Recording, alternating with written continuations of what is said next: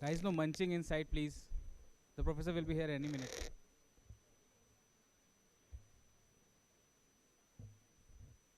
Please don't throw the wrappers inside auditorium as well. There are designated trash cans outside, please. Also, I am hoping that only wireless delegates are inside the auditorium.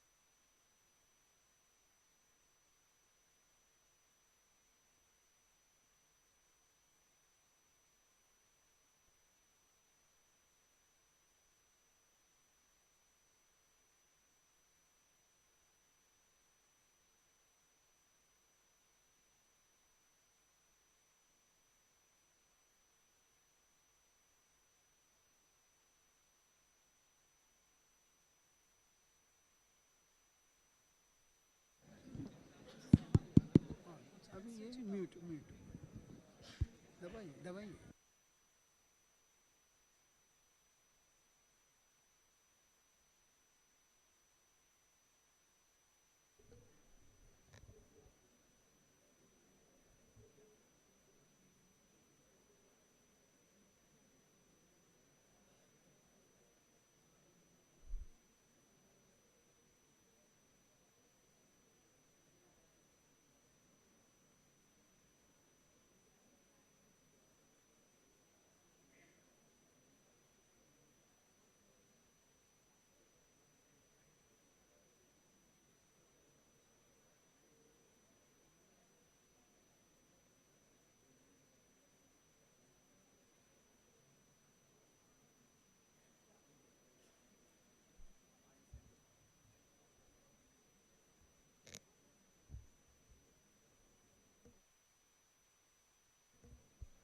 Dear delegates, please welcome Professor Rakesh Godwani. He'll be having a session on leveraging effective communication. Sir, please.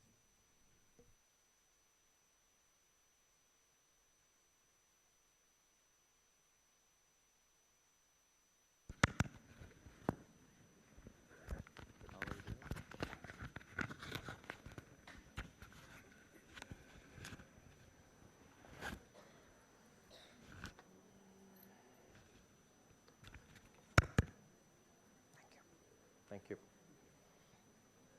Good afternoon, everyone. Thank you so much for coming. Such a great feeling to have you at IIM Bangalore. And there are two things I must confess, and I'd love to do these sessions, which I always announce in the first class of every session, that I love teaching for a very different reason, because nobody listens to me at home. And when I get an opportunity to come, I grab them. Today I'm going to be a little duller than usual because I have a very bad viral fever. But I was very keen to meet you, and we will not let that bother us. I also wanted to engage with all of you today. Is it okay if I sit down? Okay. Then I'll be a little bit more energetic. So in the last Vista, a very strange thing happened. So our students invited me to give a talk on effective communication. And I was prepared. I'm always prepared to teach communication. But when I came in, I asked the participants last time that, hey, would you like me to talk about 6 lessons of career that I wish I knew when I was your age, or effective communication? And unanimously, they all said, sir, forget communication. Let's just talk about that 6 lessons. So I did that talk, and I didn't know that the talk went, it went all over the place. So I started getting lots of messages from many of you. And when Yash and his team came, that, sir, Vista is happening again, I said, all right, I'll go and talk. And this time, I thought I'll collect all those questions and do a talk with all of you. The title of the talk is not fixed, but we'll build it together as we go along. And what I want to do is talk to you about something that I'm very bothered about these days. So I'll paint 2 scenarios. And the 2 scenarios are very common in the world, at least that I live in. I get emails from questions, which is something like, I get emails from students, which is something like this. That, sir, I have been given admission to 2 colleges. Which one do I choose? Very classic question. When I was younger, I had also asked the same question. So I usually give my answer, which is very simple, that, hey, follow your heart. But then I know that deep inside, the student is really not asking this question. The question is a lot deeper. And I then start to discuss with them. And I teach here, I also studied here, and spent the best years of my life in this institute. So I'm very close to the staff, faculty, students, and alumni. And I started to observe their lives, and I started to notice that many of the students that I work with, not only in this college, but in few other colleges, are experiencing a tremendous amount of anxiety because of their career. Despite India having a ton of good institutes, despite our country having lots of opportunities, I feel that the student body is suffering from a tremendous amount of anxiety. And the anxiety comes from few issues, which I think all of us know. One is a classic psychological behavior called the fear of losing out, that if I choose institute A versus B and I take A, what if B is better? And that puzzles me, that why is it causing so much of stress and anxiety? And then I also work with a lot of executives because I teach an executive education program and discuss with them. Again, the same anxiety, that they're also very anxious about what will happen tomorrow, will we have a job? And it puzzles me that You all worked very hard to come where you are. And now you're all very anxious. And to me, that is a bizarre question, that the whole purpose of education is to liberate you from fear, is to make you fearless. But what I see is it is making all of us tremendous anxious and, in many words, afraid of our future. Do you agree with this? And I want to talk about this, that this is getting extremely problematic for all of you and to me, because I can't see my country go down like this. And in this talk, I'm not going to talk about what's happening. I'll probably tell you a different perspective, which, if you know, might help you do something about it. And it is a observational based theory and talk that I start doing these days. I started my own school called the School of Meaningful Experiences 9 months ago with the same intention, that our teenagers are going through tremendous anxiety. Their problem is, do I do math or non-math? And then in non-math, there are some classifications. Then in science, there's a classification. And I think if we are to understand these concepts better, I will give you two scenarios. Scenario one is a student who is studying in a very good college, is about to go to a job, very good job, keeps moving in life. But again, anxiety is deafening in them, because I talk to them, mentor them, coach them. But last month, or I think the month before that, I met a very interesting guy somewhere. This person, he's about maybe 22-ish, and we got introduced by a common friend, and I asked him, so where are you studying? And he's like, I'm not studying. He left his studies at the age of 17 or 18, so he finished 12th, and after that he didn't go for a college. So I'm very curious that, okay, how are you paying your bills and what are you doing? And he's like, yeah, I last year did some coding exercises, I got some freelance project. The year before that I was building houses, I enjoyed doing that. The year before that I apprenticed with a company. There are a lot of people who give internship projects. The year before that I did nothing and just traveled all around the world.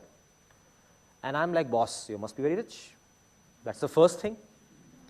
कि बहुत पैसा होगा पापा के पास. He said, no, come from a very middle class, lower middle class background. So here are two scenarios, student A and student B. Student A has everything in life, great marks, all the right bells and whistles, but extremely anxious.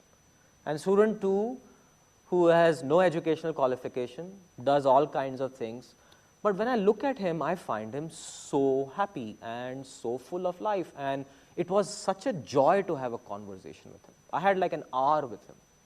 And we talked about movies, books, we talked about travel, and he's a great listener as well, so he let me talk about my passions. But I was amazed that he knew so much that sometimes not many of us also know. And because he depends a lot on learning from alternate places, his journey of learning is very, very different.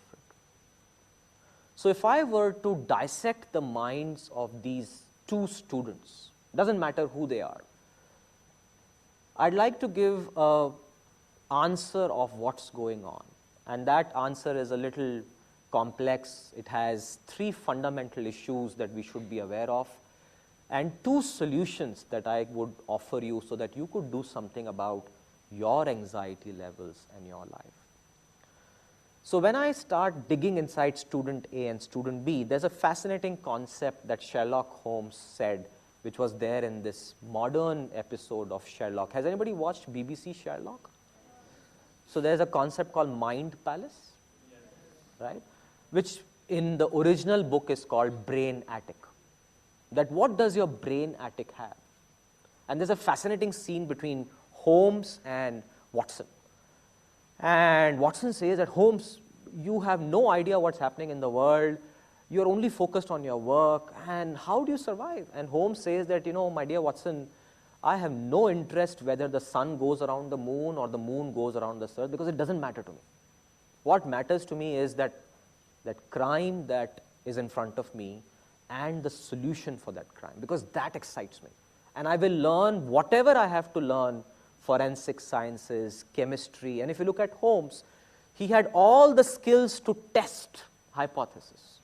He was not educated, by the way. He was not a degree holder from Oxford or anything. He was just self-learned, but extremely good at his work. So when I start looking at the brain attic concept of student A and student B, there are three fundamental differences. The first difference is, how does a student or anybody, even a corporate executive would believe in this, how does a student or a corporate executive depend on external validation? This word external validation is fascinating. Somebody has to tell us how good we are. So there's an exam, JEE, CAT, you name it, GMAT, GRE, and that score defines our validation, that are we good or bad. Because after that we apply, and then there's a pecking order in schools and jobs, and the river flows, and it gives us great results. But the river flows for very few people. For the rest, it's a struggle. And I'm from that struggling piece, that it's not easy to survive this river. And I'm a very mediocre student, so I had to catch up and go through a hell because of this whole thing, that external validation is the first reason that causes a tremendous amount of anxiety in us, because we have forgotten the connection with ourselves. So to give you this perspective, I'll tell you a story about my father. My father is probably my best teacher, and over time, I think I've become very close to him. Earlier, I used to fight with him a lot, but now I think he's become my best friend. So we go for long walks and discuss all kinds of things, and he's a great teacher. So here's what happened, and he lives in Jodhpur, so I went there, I think 3 summers ago, and I blogged about it as well. So there's a lovely garden behind our house, and when my father built his house at 62, he retired, and 62 he started building his first house. That's the only property he ever could afford. The neighborhood was a very upcoming neighborhood, because the city was very expensive, so he bought a house far away from the city and completely barren. So he and few others bought lands there and small pieces and built houses.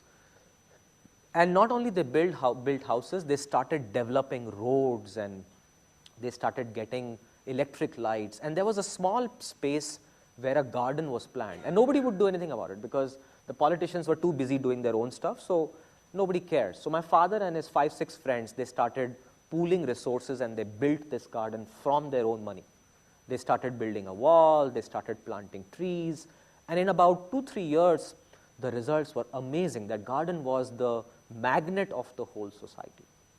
Everybody would come there, and you could see the play area full of mothers and children, and everybody walking around, greeting each other. Perfect society. Now in this garden, there is a small place at the entrance where there is a marble plaque, a big one. And it recognizes the names of all those people who had contributed for this park. And my father's name was not there. So I was baffled. I thought maybe there's another plaque and his name would be there. So he was talking to somebody else, and I was standing there, so he came. And I asked my dad, Dad, your name is not there. You were the one who started everything. So he looked at it and said, yeah, I mean the politics was too dirty, and then people started putting all kinds of things, and I didn't have a good experience. So I did not even want them to put my name. So I said, Dad, you did everything. At least there should be some recognition. All your effort is gone. He's like, no, the effort is still there. It's all around us. Now my name is not on this wall, which is fine. But let me tell you that people in this city spit on walls. And I don't want my name to be there.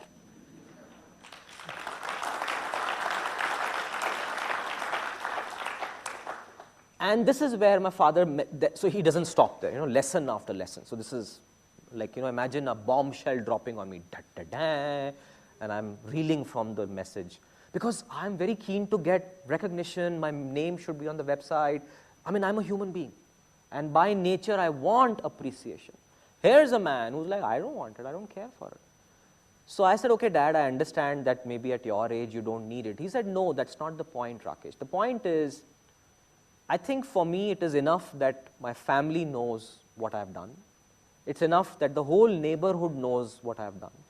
Now, if a wall doesn't recognize my name, I'm okay with that because I give zero importance to that entire process. And this is called external validation. That are we going to a college because of the awesome name it sounds? Or are we going to a college because we genuinely want to learn something? And I find that students who are highly dependent on external validation experience a tremendous amount of anxiety. And the external validation does not stop at colleges, it goes to a company's name. Many students want to work with a branded company. I like these words, brands, because we teach those things here. And brands are trustworthy names. When I look at students not going to startups and going to a big company, like 30,000 people working in a company, but being a part of that company, I feel that something is going wrong in education because your decision-making systems are based on the name of that company. So here's what happens to this student. He goes to this big company, he's forgotten, nobody knows him. There are 30,000 people. Now all you have is a LinkedIn name that, okay, you went to this company X, that's all. But the market doesn't care. You may think that I'll get a tremendous amount of validation, but the reality is that there are many people who have not worked with great companies and are still doing all right. So the first message I want to give you is that start looking at how you are deciding your careers, because if you're going to be dependent on external validations, then I think it will always be a rat race that you can never come out of.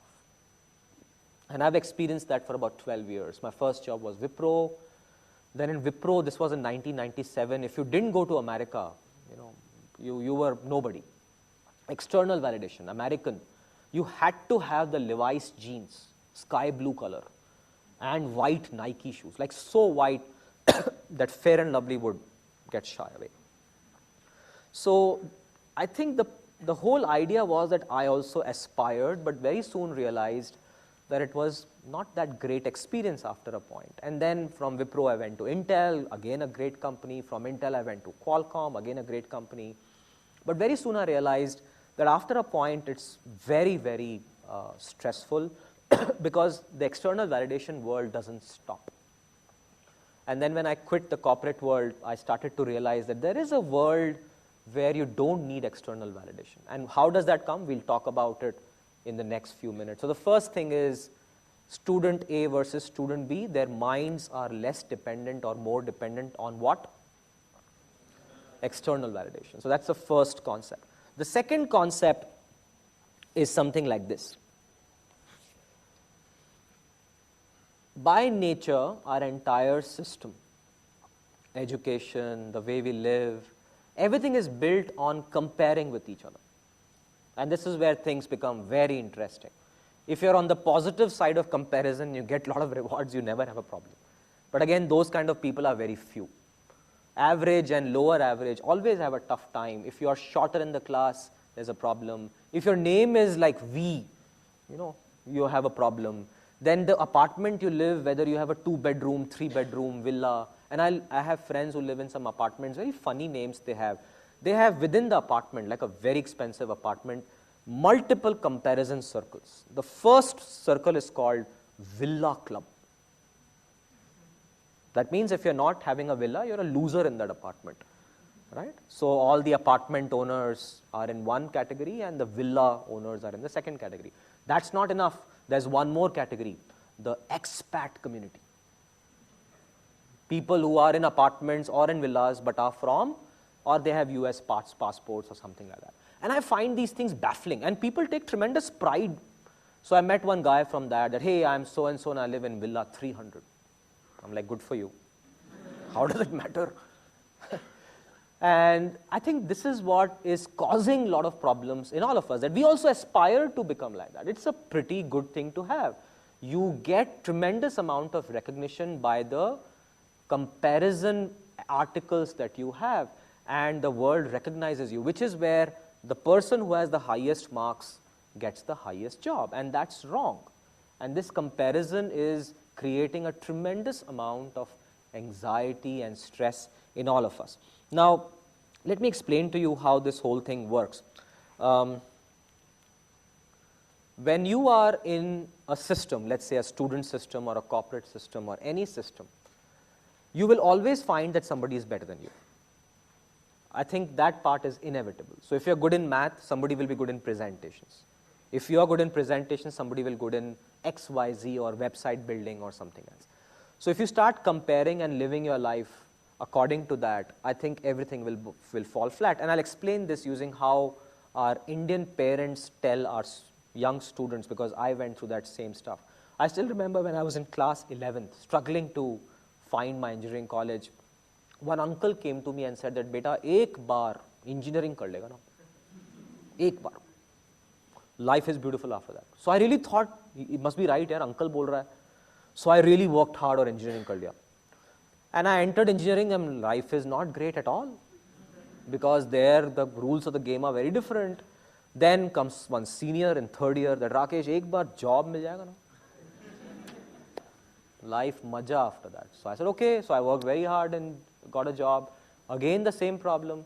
Then somebody said, ek baar America jayega. Then somebody said, ek baar tu ghar khareed lega. Somebody said, ek baar tu senior manager ban jayega and vice president ban jayega. It doesn't stop. And after some time, you get very tired with this whole system. That I still remember this conversation I was having with two people. This is again something I picked up in a school or a college. Here are two students talking. Today we have invited a speaker called, let's say, XYZ. He is a TED speaker. The other student quickly said, nahi, TEDx speaker hai wo. Which means, not that great. Now, here is me, an academician, who's like, my God, whether it is TED with an X or TED, tum dono to nahi ho na. At least he's better than both of you. But the world compares you and puts you on a pedestal, which is where institutes have a ranking order, and it is spoiling the minds of students that Institute A, if you get there, life is beautiful, and it doesn't happen like that. In fact, there's this movie called 3 Idiots, which was shot here, and this is the place where Chatur Ramlingan gave that speech. Remember Chatur coming to the first scene, and he calls them on the water tank, and there's a water tank here, and he says that, ye dekh mera Lamborghini, and this is a heated swimming pool, you know, and I will tell my secretary to give you $5,000. Very condescending sentences. But these are the sentences that are commonly used in the world. That I am so good, I have so much, and my comparison with you is so good that the students start to think that I also would have it. I mean, why wouldn't a student want this kind of a life? We desire a good life. But what we miss out is that if your entire decision system is built on comparison with others, then this race will never stop. You will end up like Chatur, which is, okay, I have a Lamborghini and a heated swimming pool, now what? And this student, the other student which I talked to you about, who's very carefree and lives a great life, or at least I think he lives a great life, doesn't compare himself to anyone. He's very cool about it. He doesn't have an educational degree, he doesn't have a visiting card, he is liberated. And he's able to earn enough money to survive. In fact, he talked to me about his savings, and his savings are reasonably good as compared to what an average person of India would have, which means he's figured out the way the world works. So the second thing I'd like you to think about is that the more you depend on comparison to feel good, the higher the anxiety you will experience in life. All right?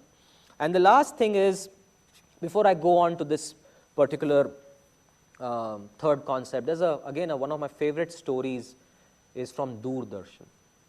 And Doordarshan 1980s would air some of the best television serials, full of life and very well scripted, because in those days there were no channels. So the topmost of the top directors, the topmost of the top actors and the script writers would create an amazing experience. So there was an episode, there was a serial called Dr. Babu, a story of a very simple doctor in Bombay, and he loved his work. He was so full of passion with his work that I have to heal people, I have to help them, that he would not remember to take money from his patients. He would just be so happy with them. So every episode, and in those days there were 13 episodes, every episode is a story of the doctor waking up in the morning, His wife saying ki bhai sahab, you're not bhai sahab, aji sunte ho, please get some money because we have to pay bills. And look at that doctor, he has a big car. Look at this friend of yours, he's built his own company. What are you doing? We are struggling. And he would leave the house with this dialogue ki, "Arey Bhagwan, chinta mat karo, paisa aa jayega." And he would go, reach his clinic, and in the clinic some strange incident would happen. Somebody would land up, and he would talk to them, heal them. Some people would take him for a ride, but then he would make sure that they are all hale and hearty, and they would go away.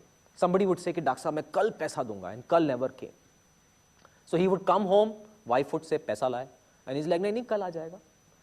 And she would ki, yaar, the entire world is, a simple world, and you are so complicated. And all I ask you to do is, do something for your family. That please, you're a doctor, do something so that we earn enough money. So he would again end the episode by saying, ki Bhagwan, sab theek ho jayega. Now 12 episodes pass like this. 13th episode, he gets a heart attack. And like every ham-oriented script of India, guess the scene. He is collapsed. He is rushed to the doctor in the hospital. What would the doctor say to the wife? One, that is also great, very good. You're 2 steps ahead. I like the melodrama. Huh? पहले पैसे भरो and जल्दी से operation करना पड़ेगा. I mean, logically, not very right. And but that's the scene. So the doctor says, "Babiji, I know you, all that is fine, but first you have to pay 2 lakh rupees and we have to immediately operate him, or else raat tak gaya ye." So melodrama. And so the Bhabiji is like, "Where will I get money from? This man never earned anything. We were just surviving on goodwill and whatever savings we had." So doctor said, "Madam, I can't help you." So she runs, goes and sells off her Mangal Sutra, sells off the car, asks people for help, and comes back with some 15,000-20,000 rupees by 3 o'clock or 4 o'clock, and totally crying, because must have been a traumatic day for her. And she falls at the doctor's feet. Typical melodrama ki, "Doctor Sahab, itna hi mere paas hai, please operate him, I'll get something done, I'll sell the house." And the doctor said, "Madam, what are you doing? The operation is done, he's sitting absolutely fine, go in that room." So she's bewildered. So she goes inside the room, and Dr. Babu is happily sitting there, smiling. "Arey Bhagwan, kahan thi tum?" And now she breaks down and cries, and typical, she hits him, and "Agar tumhe kuch ho jata to," that level of ham acting. Terrible stuff. Anyway, so the Dr. Babu is enjoying and all the attention, and the wife then gets the sense and asks him, "Boss, what happened? How did this episode happen, and how did they operate you when the money is not there?" And Parikshit Sani, the guy who was in 3 Idiots, Farhan's father, he was the Dr. Babu in that. And he says, "Bhagwan, turn around." So she turns around, and in that room, all the 12 people who were there, they were standing. And one of them comes forward and says, "Bhabiji, don't worry, we are there for you, paise ki koi kami nahi hogi." And the entire series ends with the doctor saying, "Ki Bhagwan, I told you, nothing will happen." And that's something which I think hit me very hard, that this doctor did not compare himself with anyone. He just kept doing his job, and then, the world has this beautiful karma theory that does work. I can tell you that it absolutely works like a charm, that if you do good to others, only good things will happen to you. You have to deal with this whole comparison stuff. So that's the second message. Now let's look at the last message, and then I'll sum it up into 2 suggestions, and then we'll have Q&A. The third one is a fascinating story that all of you would have heard, comes from Paulo Coelho's blog. Very famous story. A story about a Brazilian fisherman and a businessman. So there's a beach, there's a fisherman sitting, enjoying the beach, and a businessman also sitting and enjoying the beach. And the businessman starts to talk with the fisherman. Ki, "Hey man, what's your name?" This guy tells his name. "What do you do?" So the fisherman says that, "I'm a fisherman." And so the businessman says, "All right, so how much fish do you catch every day?" He's like, "I catch 4 fish, it's enough for me and my family. 2 we consume and 2 I sell in the market, and I get enough money to buy oil, butter, bread." And the businessman, "That's all? Then what do you do after that?" He's like, "No, I go home, talk to my wife, we have a lunch, then we all rest, siesta, Evening we get up, have coffee again, then we go to a friend's house, we have a party, and night we sleep. And the next day, the same thing again. And the businessman, what are you doing with your life? You should catch more fish. So the fisherman is like, all right, okay, what will happen if I catch more fish? So the businessman says, then you'll have more fish and you'll sell it, you'll get cash flow that you can invest in a new boat, hire another person. So now you have multiple sources of income. And the fisherman is like, really? I didn't know all that. And then what will happen? And then the businessman is like, then you can hire some more agencies, create a business empire. If you have hundreds of boats and if you can do a cash flow, I'll invest in you, we'll do IPO, you'll become a billionaire. And the fisherman is like, really? Then what will happen? And then this guy is like, then you can sit on a beach and enjoy your life forever.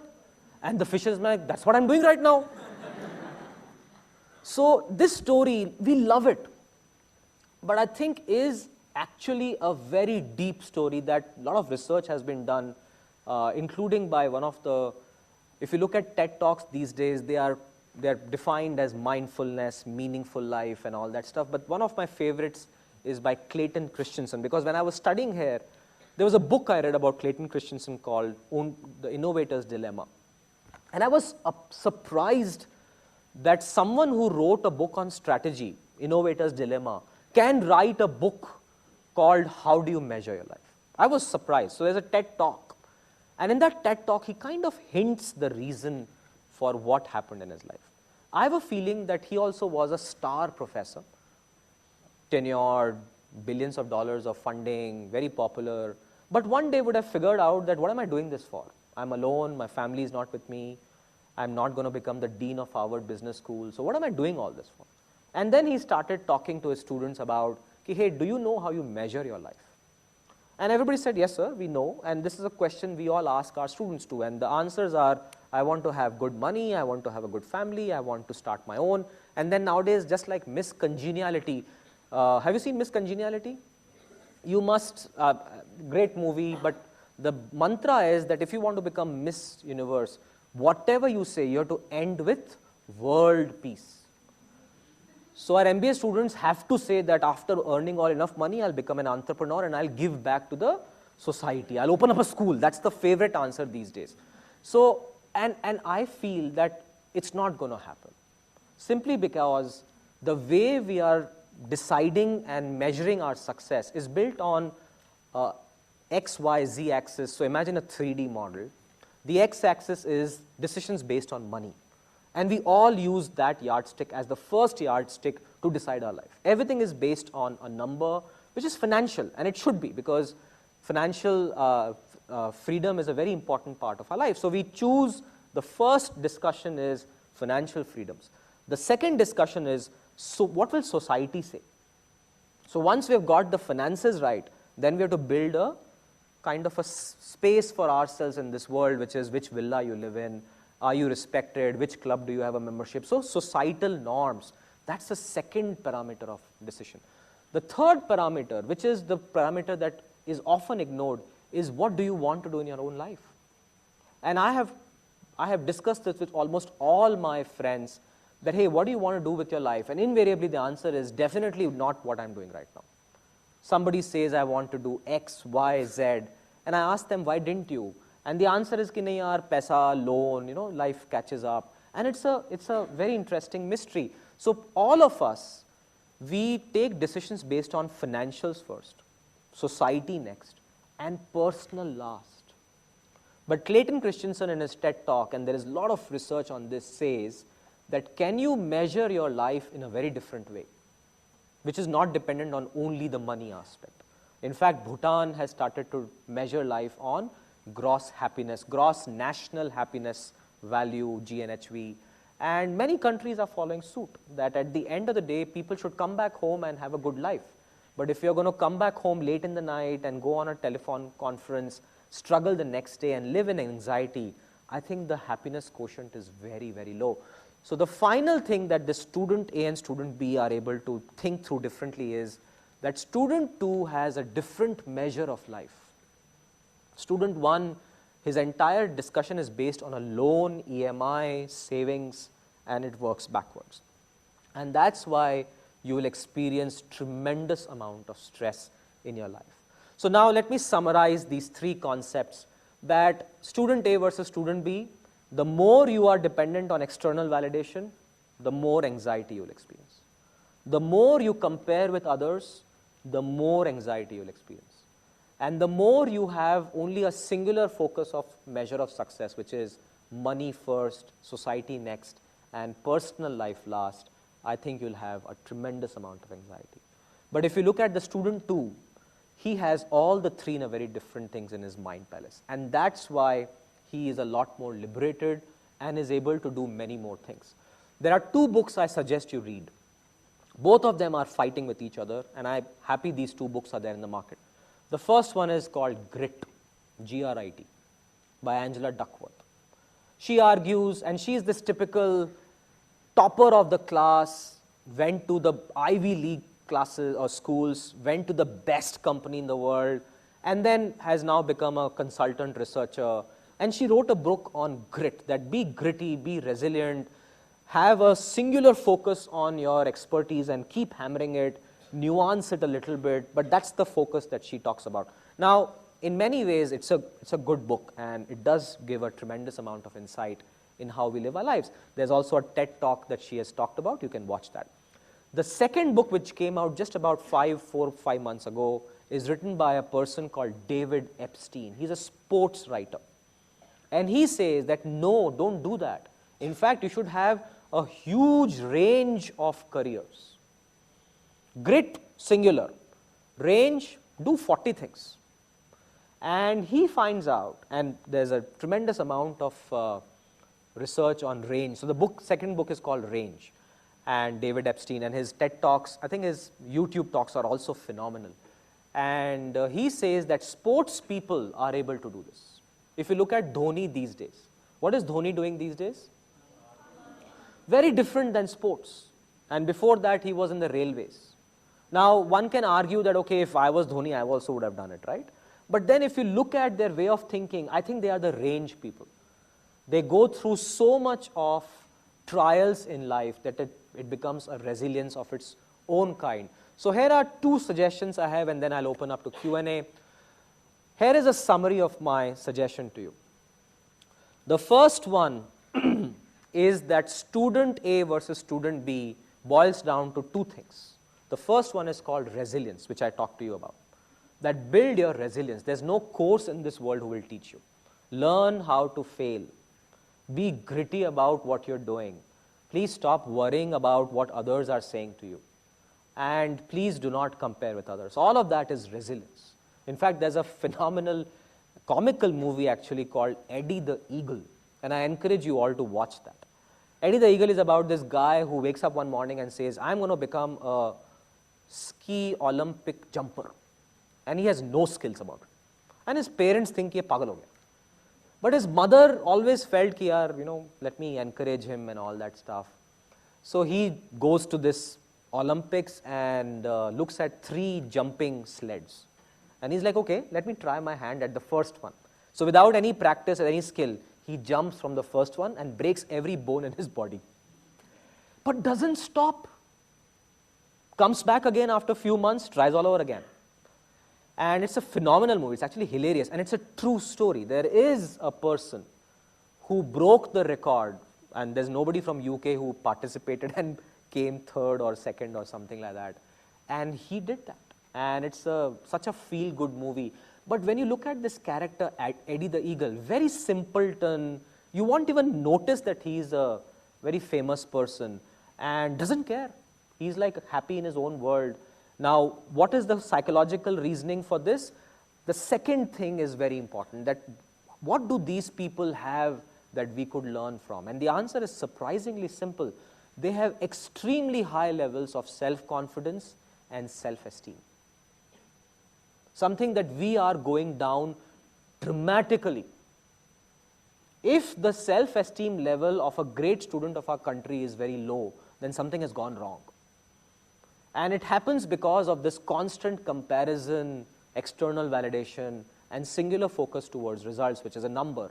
And if you don't change that, your self-esteem and self-confidence will always keep going down and down and down, and I don't think any of you would be able to perform your dreams, passions that all of you so want to do, and we have one life to live. I think I encourage you all to consider this very, very seriously, that I think all of you have an amazing opportunity. The world today is by far the most advantageous for your generation. There's plenty of resources, there's plenty of opportunities. The world has its own problems, I get it. But I think for someone like you, I think you can do anything you want.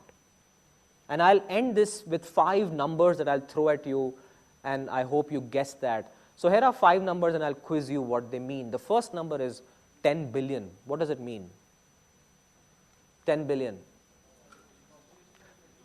Population by? Very good. So you live in a world which will get more and more crowded. So that's the first number. Second number, 100.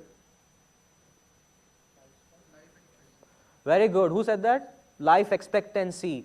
The child being born today, chances are 1 in 3 children will go beyond 100 years. They will live to the 22nd century. Chances are you will touch the dawn of the 21st century, 22nd century actually. It's a bizarre statistic. And the third one is equally important for you to know, 70. Sorry? No? Retirement is a good answer, but think more.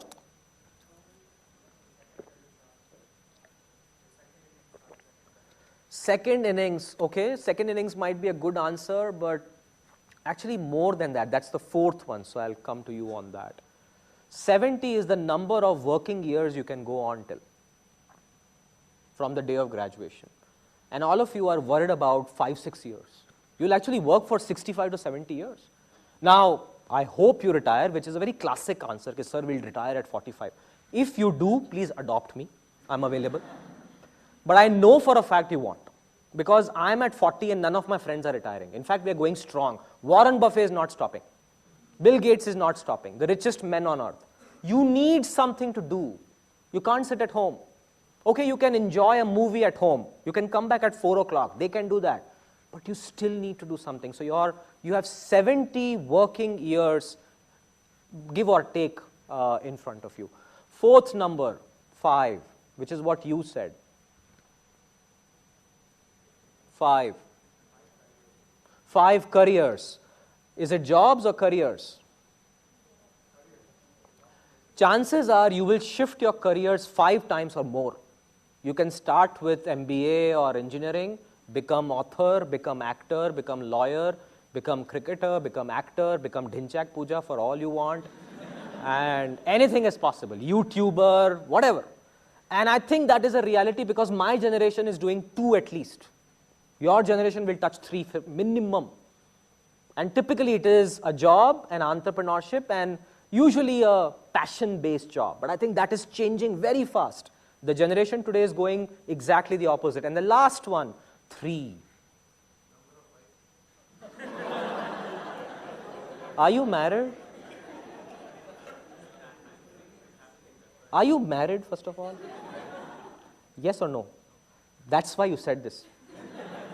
Bhaiya, ek bahut hai. Why would I want 3? No. 3 marriages, but that has been happening quite often, and there is no statistic. There is definitely research that says that the overall dilution of families is a lot more today than 50 years ago, but no, for heaven's sake, no. No 3. I like the way he thinks. No, who said that?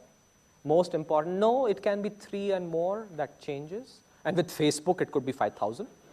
Most important followers of your life who never come to you when you need them.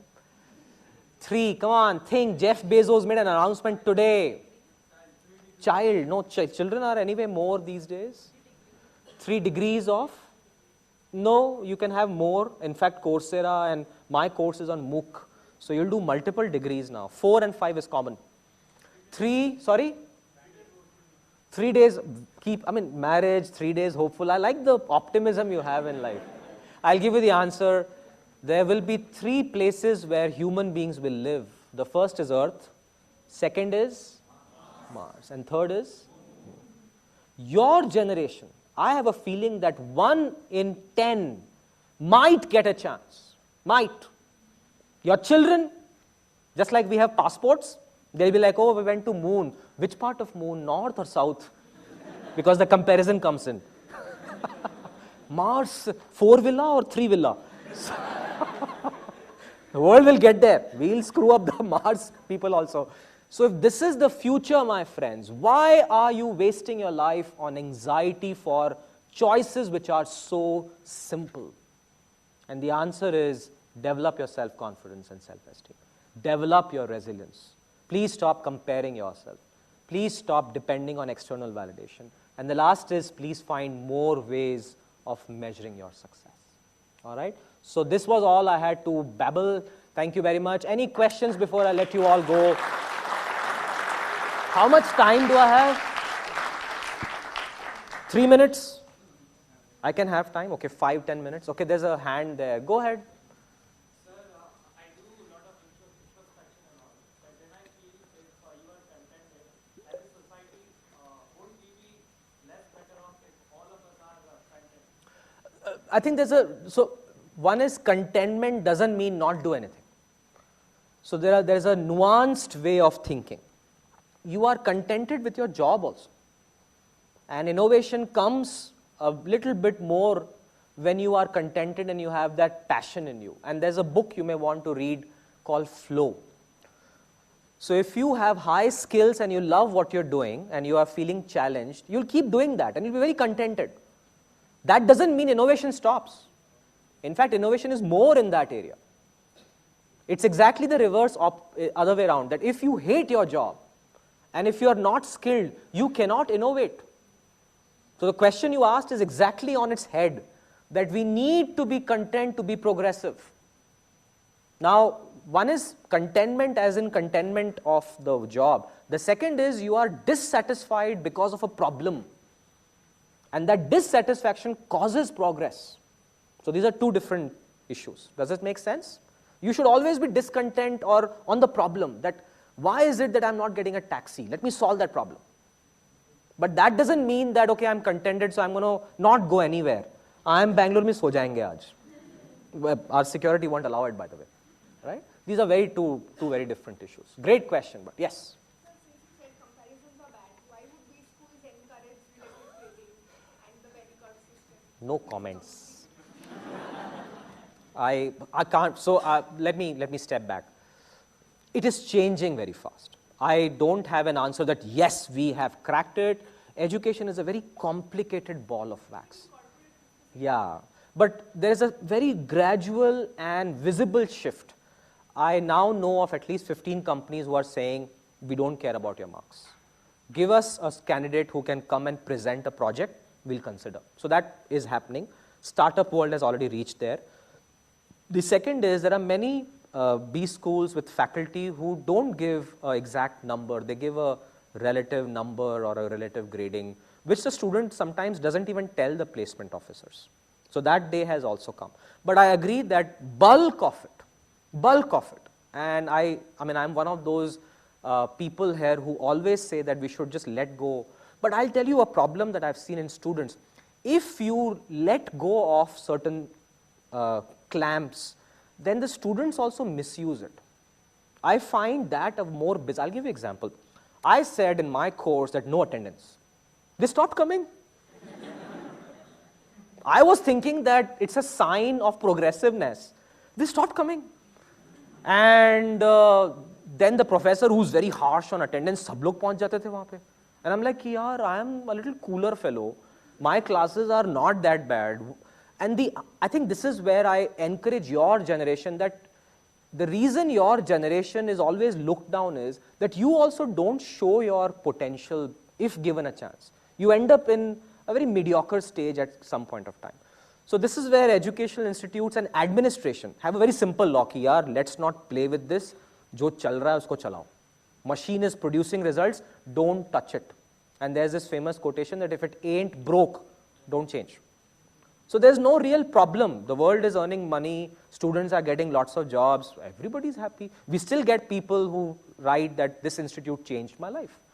But if you look at the macro view, that this student is very scared and anxious, I think that's where we have failed.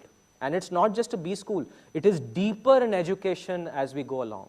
And I work a lot with teenagers. Half of my work with teenagers is just to discuss with them, it is okay not to know math. If you're good in English, that's good for me. And I talk about these things in my class. So it will take a little time, but I'm very hopeful that the innovations in education that I see today, another one generation, it will change drastically. Your children would definitely have a very different view of education than you and I. Okay? Yeah. Anybody, please go ahead. So you explained about two concepts where one person like is streamlined to only one, is specialized in one thing. Yeah. And then in the range book, like it is clear that 5 to 6 things. Yeah. Like some people fail when they do 5 to 6 things, and some people fail when they are specialized in one. Yeah. How do you identify yourself to go into this team or go into this team? So that's what these concepts are becoming, that if you look at the trajectory of life, a very big problem is that we are not encouraging failure. We are treating failure as a very wrong aspect. And Range talks about it. In fact, on Netflix, there is a series which I encourage all of you to watch called Losers, Losers. It's a story about how sports people fail, like miserably fail, but still bounce back. And look at us. I mean, one day I get a C- in my course. I'm like, oh God, end of life. Let me just drink myself to death. So our tolerance to failure is very bad. And this is something very nice. Podcast was there on Freakonomics. I think it was this lady who wrote this book called Eat, Pray, Love. What's the name of that lady? Elizabeth Gilbert, I think. So there's a movie called Eat, Pray, Love, and she wrote that book, and she does amazing talks, and she says that we treat failure as a bad thing in our home. So we have a child called happiness, we pamper happiness and success. Failure, jaake baith jao wahan pe. And she says, don't do it. Failure has to sit on the same table because that's a very important fuel for learning. And our education system and our corporates are not encouraging that. That's a flaw. I think I'm part of it. Last year I flunked my PhD. I was devastated. And it had a huge impact on my life. But I think that episode also made me a lot more different than what I am today. And that's what failures are. So it's not about choosing because of failure. It's about treating failure as an important milestone for the next stage, which is what Range talks about. All right? There were two questions here, and then I'll take last one, and then we'll go.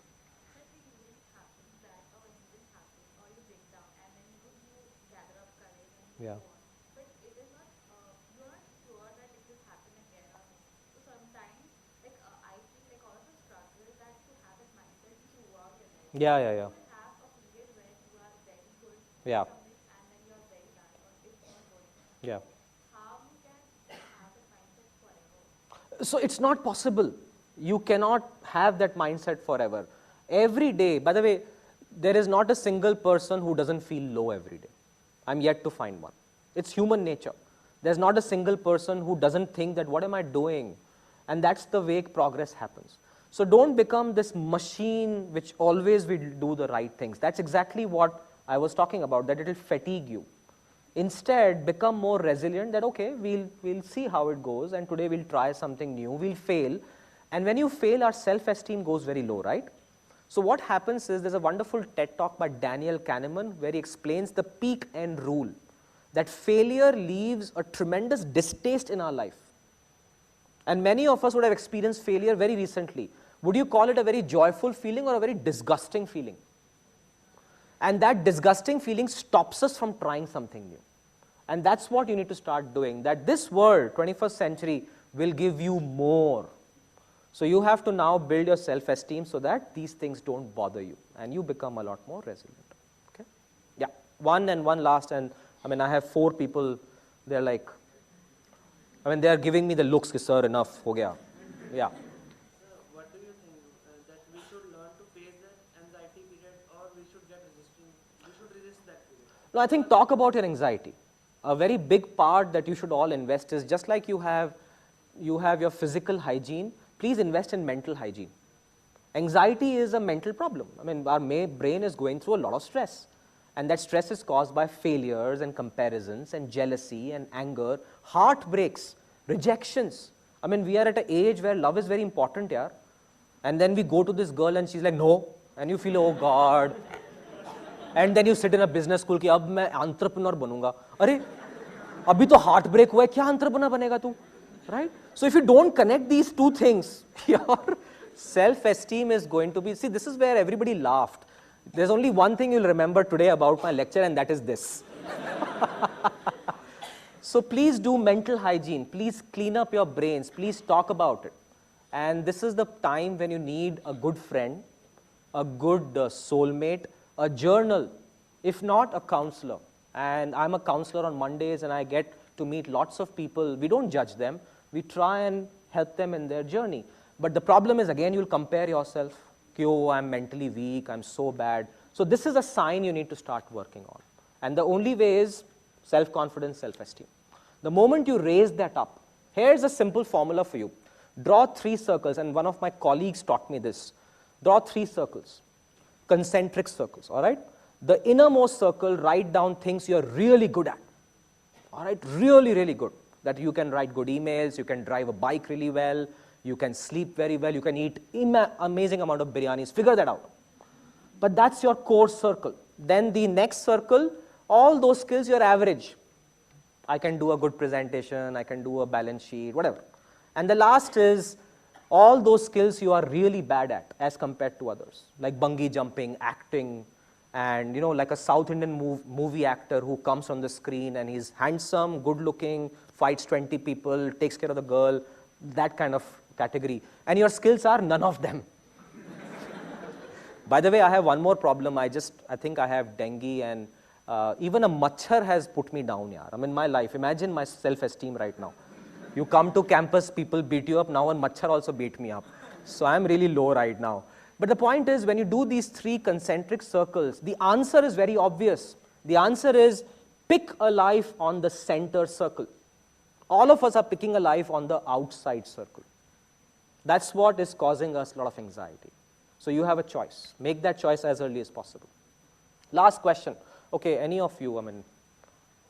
So I do not compare myself to others, and that's a thing I have started to practice. But then the people around you may not have the mental capacity to understand what you're doing. Yeah. So change your surroundings. That's why you need to have multiple interests. Yeah. There is a word I want you to Google. That word is called toxic relationships. Sometimes we have toxic relationships. Our parents can be very toxic. And I deal with many teenagers who come and tell me that, uncle, please tell my parents to shut up. All right? Now, when this same teenager wants a cell phone, the parents are the best friends and he'll do everything. But at some point in time, it's a toxic relationship. So please change your friends and surroundings, and this is where you should take an amazing jump and leap of faith in life. That find a city and go find a simple apprenticeship or a job which can give you that 6 months of new thinking. You need to change.